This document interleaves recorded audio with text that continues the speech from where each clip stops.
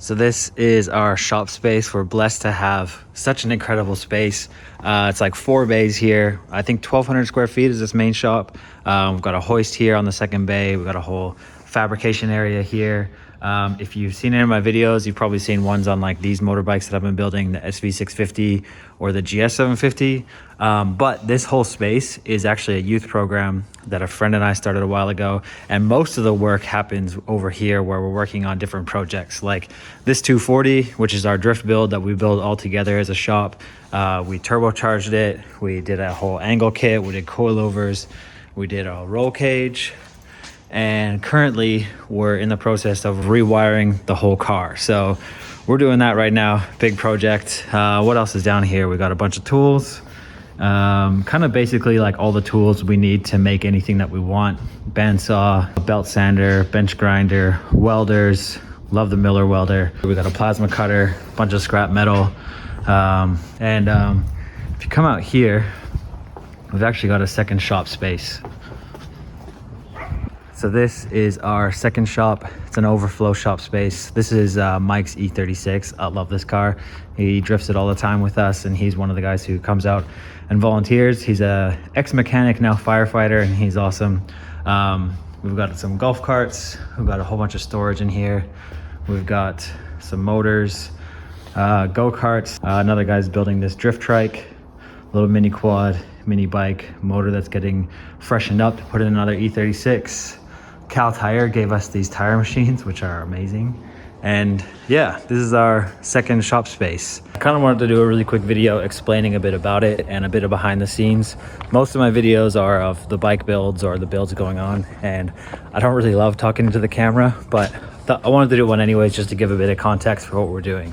So like I said, this is all basically like a open shop space for young people to come and work on cars. Most of the stuff that we do is like cars that everyone brings in, or smaller projects, or this is kind of like our one big group project. And the whole idea of it is to give young people kind of like a place to put a tool in their hands where they can try things out and learn and see what they want to do. So many times you don't really know like what it is that you gravitate towards or what it is that you want to do until you try it out. And this is kind of the whole idea of the shop, is like try something out, learn at your pace, learn by kind of like doing and figuring things out. And we've seen like amazing amounts of results from it, where it's like so many people just like diving into things, learning things like welding, mechanics, diagnostics, CAD design, all these incredible skills. And we found that it's been super needed. There's like a huge demand for skilled workers all around, especially here in Canada, and I know in a whole lot of other places. Really big demand for people who like just have skills and want to do work. But unfortunately, it's like harder and harder, it seems, to find places to learn these kind of things. We've noticed that like a lot of high school shop programs have been shutting down. That's how we kind of started. It was just offering an after school shop program.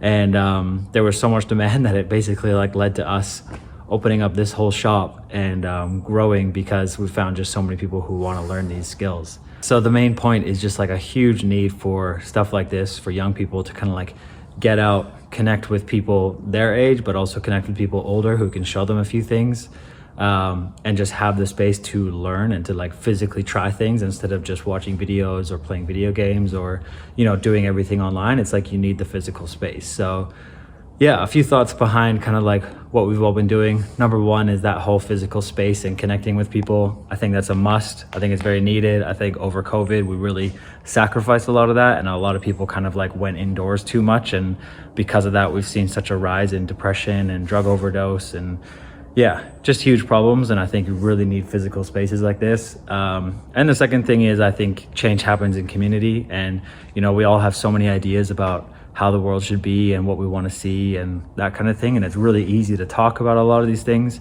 But I think the biggest change happens when you kind of get a group of, you know, 2 or 3 or 4 people, and you just start living the way that you think you should live. And then you grow that, because you're going to live just like the people that are around you. And you might hear somebody say something interesting online, but if nobody around you is doing it, you're really not likely to do it.